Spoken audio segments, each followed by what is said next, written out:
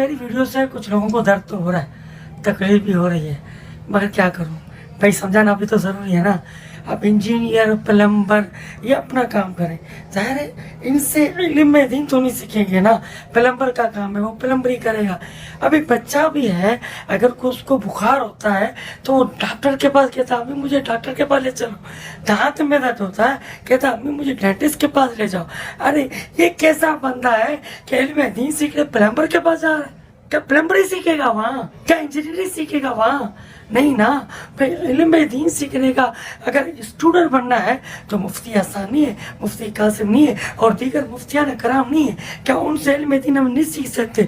इल्म दीन एक जाहिल नाबालिग शख्स जो इंजीनियरिंग जानता है, जो प्लम्बरी जानता है, जो बस गटर का काम कर सकता है, ऐसे से हम इल्म दीन हासिल करें। तो मैं आपका दर्द समझता हूँ, लेकिन आप नहीं समझ रहे कि आपको अगर दर्द हो रहा है ना, ज़ाहिर है दिल में दर्द है ना, तो आप हॉस्पिटल जाएंगे, कार्डियो जाएंगे, आप किसी प्लम्बर के पास नहीं जाएंगे। तो भाई इस्लाम इतना सस्ता हो गया कि आप इस्लामी मसाइल क्या प्लम्बर से समझेंगे, क्या इंजीनियर से समझेंगे?